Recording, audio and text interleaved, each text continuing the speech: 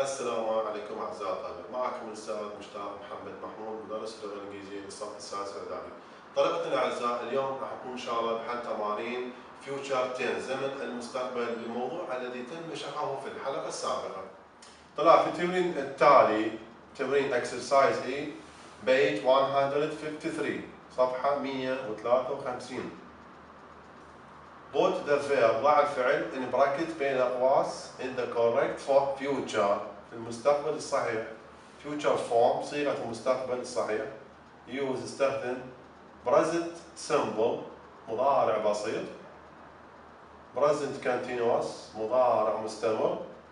أو going to plus infinitive أو نستخدم going to زائد المصدر مجرد.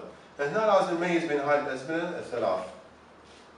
نقرأ الجملة الأولى. Someday يوم ما أحمد take computer class يأخذ درس حاسوب so he can get a better job حتى يحصل على وظيفة. طبعا دا تلاحظون take ذكرناها، احنا قلنا شلون نميز بين الأزمنة الخمسة. take ذكرناها مع going to في الشرح السابق، وإذا تيجي تقرأ الجملة جيدا ما راح تجد أي زمن محدد. قلنا إذا ما نلقى زمن محدد بالجملة راح نستخدم going to. قاعدة going to أو is are زائد going to. الفاعل subject مفرد إذا نخلي is بالجملة و going to بعدها والمصدر مجرد ينزل كما هو take is going to take. إذا الجملة الأولى take تأتي مع going to ولم أجد أي زمن محدد في الجملة.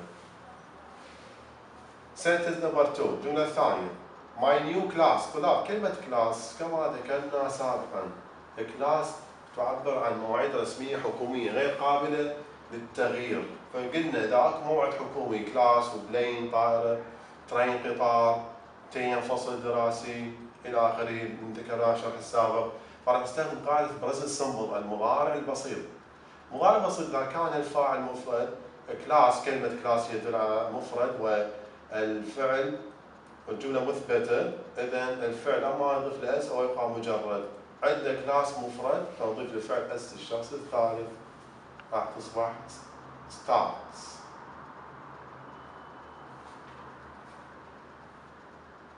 ضيف له اس فقط. Number 3 he told Dana she passed the exam. كلمة tell فعل tell ذكرناه سابقا.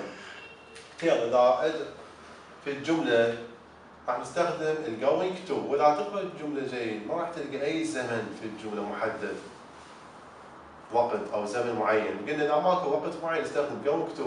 إذا going to هي ياخذ is و going to بعدها والمصدر مجرد كما هو tell. sentence 4 الجملة الرابعة they leave هم راح يغادرون الساعة 10.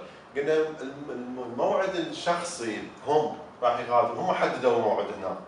وكلمة leave تأتي مع الموعد الشخصي ومع المواعيد الحكومية الرسمية، بس ما زال عندنا الضمير they هم، إذا يعتبر موعد شخصي لأن ما عندنا قطار أو طائرة أو كلاس أو تيم فصل دراسي.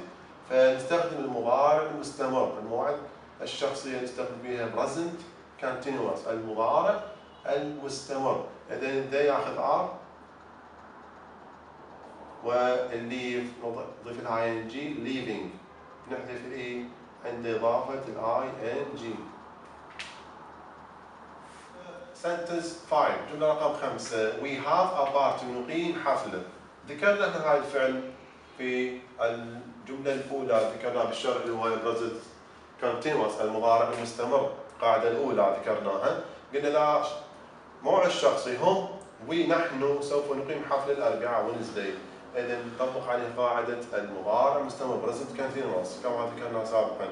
we تاخذ are وهذا تصبح having نحذف الاي عند إضافة ing.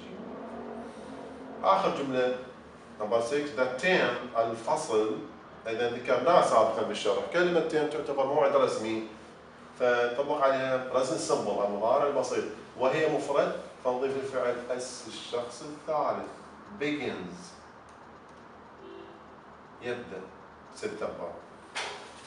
اوكي طلاب، انتهى تمرين اكسرسايز اي. الان ننتقل للتمرين الثاني. التمرين الثاني طلاب، هنا عندنا اختيارات. اكسرسايز دي. choose the best alternative. اختر البديل الافضل. الاختيارات. نمبر 1 Dana is going to volunteer. نختار اما going to volunteer او volunteers بالمضارع البسيط. اذا اما اختار قاعدة going to او المضارع البسيط volunteers. لازم نقرا الجملة جيدا، نشوف على شنو ندل. At the hospital when she has more time. طلاب اذا اريد اختار المضارع البسيط لازم عندي هنا موعد رسمي. طائرة، قطار، قلنا صاف، كذا ما عندي. زين، الجملة ما بها زمن معين، ما تحتوي على أي زمن معين أو وقت، إذا قلنا لا ما ألقى بها أي زمن معين، فنختار يا قاعدة going to. فحتى أفرق بيناتهن، إذا هنا ما عندي زمن معين فنختار going to. sentence 2 الجملة الثانية volunteer training will be beginning أو نختار begins on the first of the month في بداية الشهر. ولا will be beginning اللي هو المضارع المستقبل المستمر، والbegins المضارع البسيط. إذا نجي على الجملة تتكلم عن volunteer training تدريب المتطوع. تدريب المتطوع يعتبر موعد رسمي، هم حددوا له الموعد. فالمواعيد الرسمية اللي احنا نقدر نتحكم بها نختار لها المضارع البسيط begins. الجملة الثالثة she is meeting نختار مضارع مستمر present continuous أو present simple مضارع بسيط meets. وذكرنا سابقا الفعل meet عندما يأتي في الجملة نستخدم المضارع المستمر. she is meeting ذكرناه مع الشخصي تقابل director المدير tomorrow morning. إذا مع الشخصي يعتبر. I think she نختار will like مستقبل بسيط future simple أو مستقبل مستمر future continuous.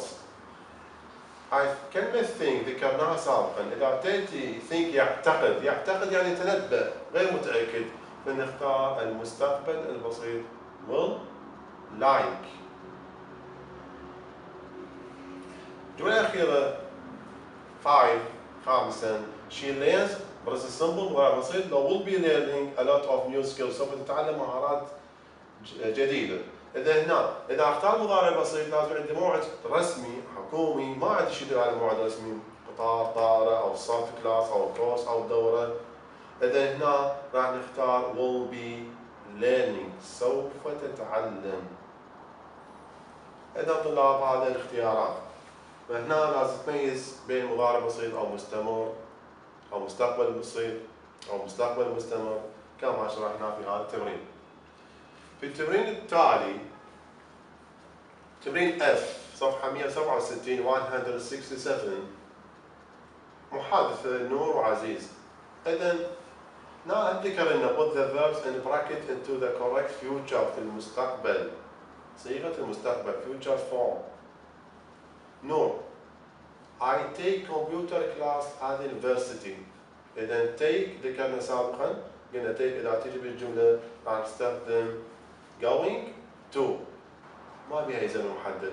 قلنا إذا الجملة لم تحتوي على أي زمن فنختار going to مثل ما شرحنا بالتمرين السابق. إذا I am going to take ينزل فعل take كما هو.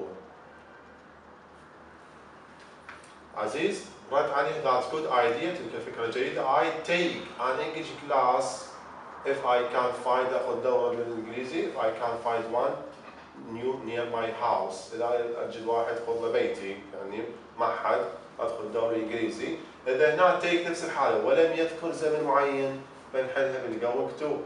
I am going to take نفس الحالة تنزل كما هي مجرد. نور تتكلم have you tried the speakable language school that's near your house. هنا ما عندنا فراغ. عزيز قال no كذا. when classes start. طلاب كلمة class ذكرناها سابقا. قلنا لا تيجي كلمة كلاس يعني دروس الصفوف وستارت تبدأ. كلاس تعتبر موعد رسمي، راح نطبق عليه قلنا موعد رسمية تعتبر حكومية مضارع البسيط present simple. الجملة الاستفهامية عندنا علامة استفهام question mark. إذا بالمضارع البسيط إذا كان جملة استفهامية راح نستخدم أفعال المساعدة do or does حسب الموجود الاسم. إذا كان جمع نستخدم do ونقدم الفعل على الفاعل. إذا classes نخلي أمامها do. وين do classes start ما زال استخدمنا الفعل do فالفعل الرئيسي يبقى مجرد start كما هو. طلاب الجملة اللي بعدها نور راح تتكلم classes الصفوف. إذا هنا نفس الحالة أو دروس موعد رسمي عندنا begin جملة خبرية. إذا قلنا مضارع بسيط موعد رسمي فbegin والجمع classes إذا يبقى مجرد المضارع البسيط begin.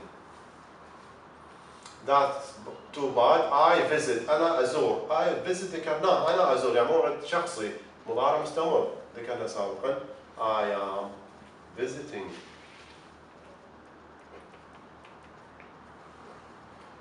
My uncle next week we leave نغادر نحن نغادر. إذا يعتبر موعد شخصي يعني مضارع مستمر present continuous we are leaving. طلاب لا تروح الفراغ الأخير but call me اتصل بي in the afternoon. I in the morning I said ذكرتها سابقا.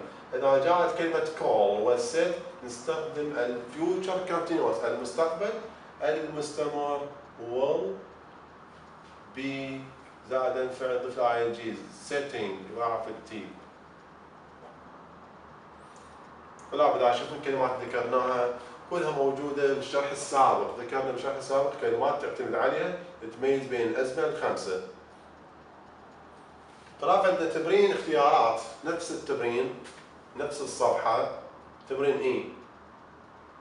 الجملة الأولى if we don't hurry we'll be late. the train كلمة train قطار موعد حكومي. موعد حكومي نختار المضارع البسيط. leaves لو will leave إذا نختار leaves مضارع بسيط اعتمد على كلمة train.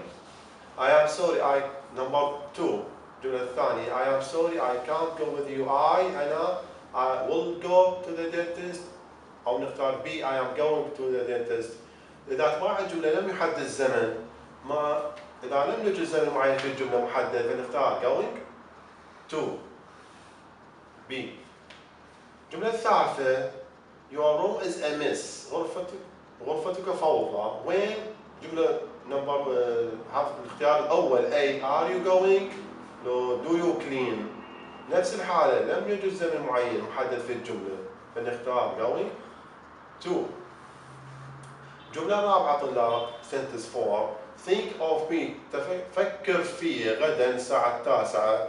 ذكرت لكم هاي العبارة. إذا تيجي think of me نختار مستقبل مستمر will be taking من خلال think of me. والجملة الخامسة الأخيرة she didn't pass the exam last night I hope. ذكرت لكم كلمة الهوب تأتي مع المستقبل البسيط يأمل يعني غير متأكد. إذا نختار will do she will do اختيار B. طلاب شاهدتوا التمارين كما شرحناها سابقا تعتمد على مجموعة من الكلمات والأفعال لكي نميز بين الأزمنة الخمسة. نرجو من الله التوفيق في الإجابة وإن شاء الله تكون عن حسن ظن.